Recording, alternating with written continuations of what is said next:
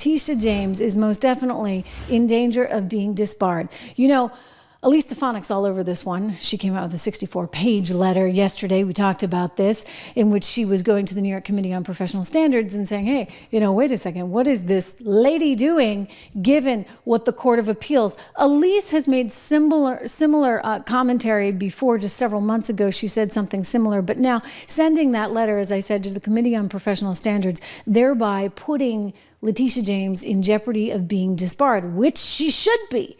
I mean, keep in mind, she absolutely should be. And now you have the Court of Appeals saying, hey, maybe we need to do something about this.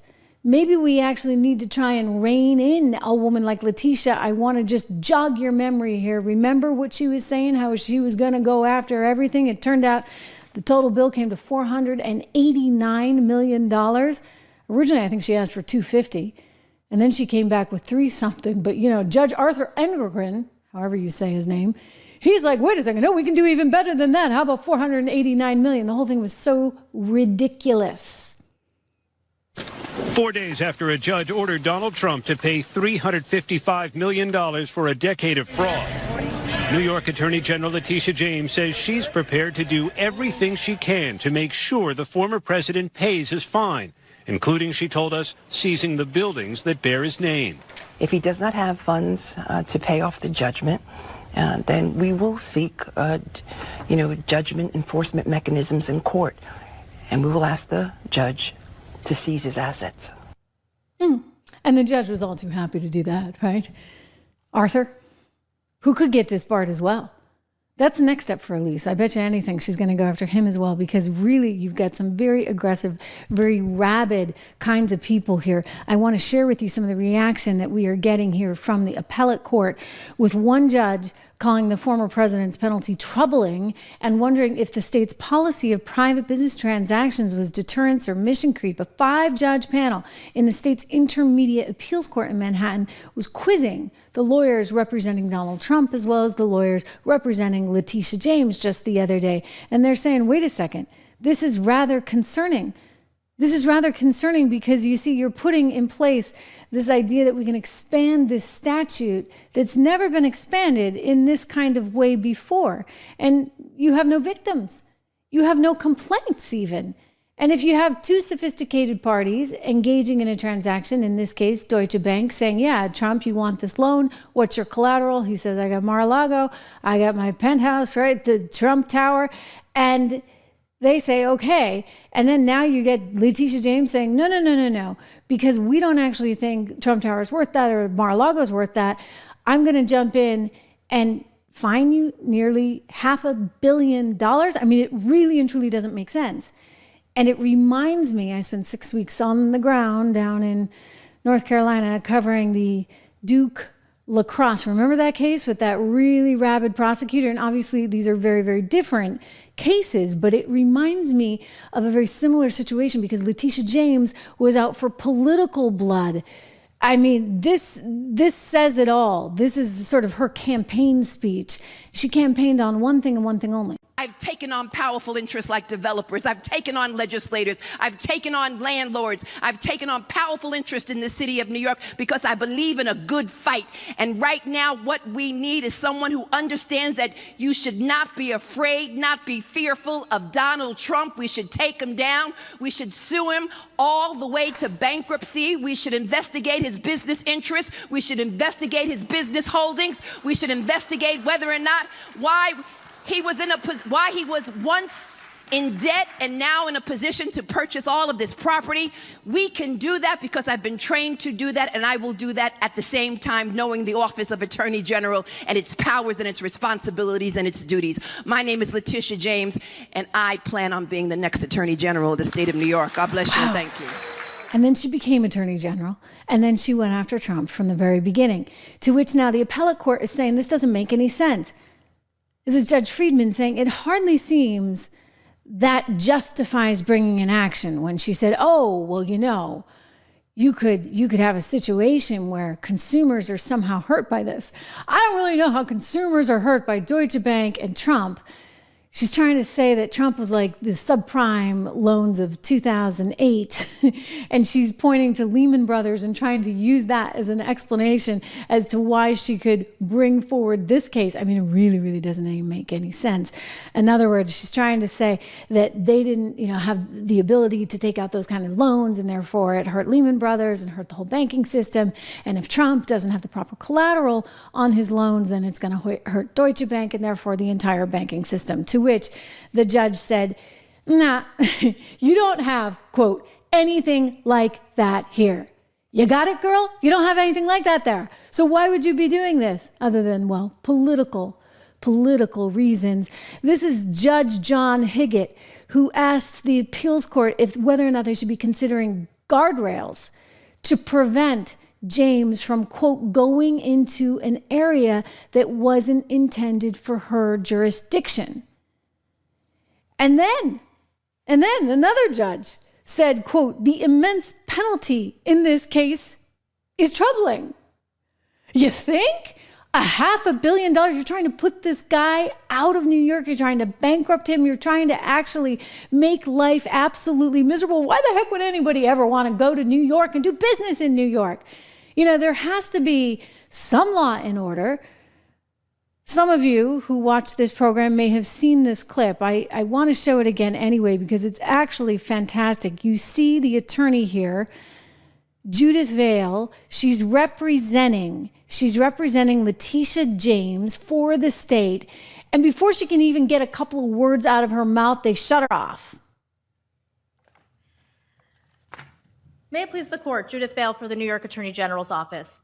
All of the defendants repeatedly violated... Ms. Vale, can you identify any previous case in which the Attorney General sued under Executive Law 6312 to upset a private business transaction that was between equally sophisticated partners where the supposed victim had the ability and legal obligation to discover the allegedly misrepresented matters by conducting its own due diligence, where the supposed wrongdoer advised the supposed victim through written disclaimers to conduct its own due diligence and to draw its own conclusions, where the alleged misrepresentation almost entirely concerned inherently subjective valuations of properties and businesses. Yes. And where the victim never complained about any fraud in the transactional losses from it. Because I've gone through the cases which you've cited, and all of them always involved the consumer protection aspect. It involved protection of the market. Well, several responses. And I want to add to his question, and little to no impact on the public marketplace. Well, You I'll heard, take that right? first, Your Honor. She's saying, let me add to this.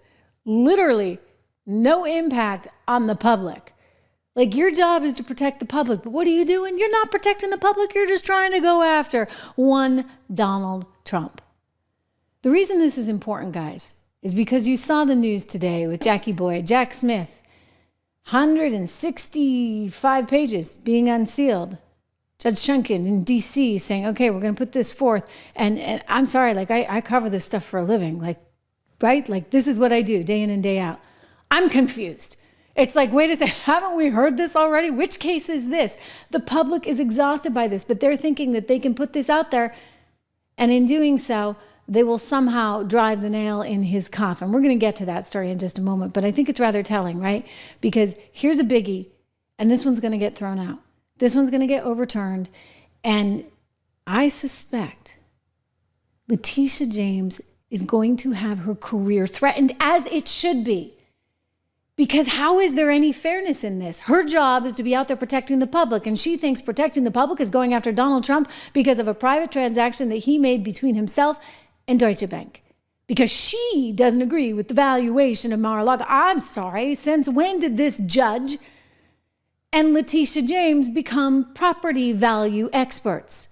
Don't you think that the bank who's actually lending the money would actually know a thing or two about that and maybe be just a little bit better at gauging it? I mean, Trump made that point himself. Remember, he was furious, as he should be. He's furious right now about the Jack Smith thing. And again, we're going to get to this. But let's take a walk down memory lane. Remember, when this news came out, he went right outside Mar-a-Lago and said this. The state judge just ruled, and he's crooked as you can get. And a lot of people expected something like this, but not for the amount. But this is a very dishonest man. This is a man that's been overturned already on this case 4 times.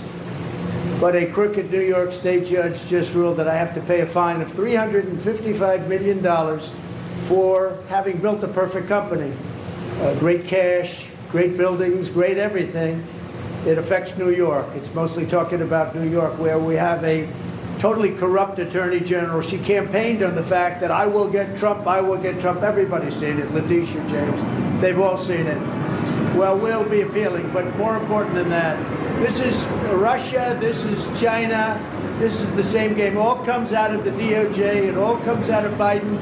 It's a witch hunt against his political opponent, the likes of which our country has never seen before. You see it in third world countries, banana republics, but you don't see it here. You see, it's the same thing. And if this woman, Letitia James, is not stopped, who's to prevent somebody from doing the exact same thing again with a political opponent that you do not like? And again, it goes back to the Jack Smith and the DOJ stuff, which we'll get to. But let me just point out, Elise, she's not someone you want to mess with, okay? I'm going to give you that word of advice, Letitia James. She is one smart cookie. She took down the woman who was the president of Harvard University, Claudine Gay, and the woman who was president of MIT, and the woman who was president of UPenn. I mean, it's like one after another. Boom, boom, boom, boom, gone because of her excellent questioning on Capitol Hill. And now with her 64-page letter, she's saying, you know, this is not really right. This is not really fair. And she's positively right. New York Attorney General Letitia James violated the rules of professional conduct by conducting a biased investigation and prosecution of President Trump and by attacking President Trump through extrajudicial statements during a trial. In just the first 5 weeks of the trial that began in October 2023, before I stopped counting, Ms. James made over 50 highly inappropriate and prejudicial comments on social media. Remember this one? You know, too male, too pale, that whole thing. Oh, I think we got it. I think we got it with any luck. It's important to remember because you're going to keep this in context. This was flat out wrong. He's called me venomous. We will fight back to your attempt to bring Trumpism to New York City. He's called me disgraceful. Of the fact that they stole the Supreme Court seat. An illegitimate president and an illegitimate member of the United States Supreme Court. He's called me radical. Listen, we know he's crazy. We know he doesn't have a sound mind. We know he's out of control. We know he's losing it. We know his days are numbered and we will come together. He's called me a racist. We've got to stand up to an administration which is too male, too pale, and too stale. All right. Chickens are coming home to roost here. Letitia, you're in a lot of trouble. And you should be. It is not acceptable that an AG is going to go out and say, okay, I got to target. This is a misuse, frankly, of taxpayer dollars in the city of New York. It threatens the economic well-being of a city like New York. And it threatens really just our basic sense of fairness and justice.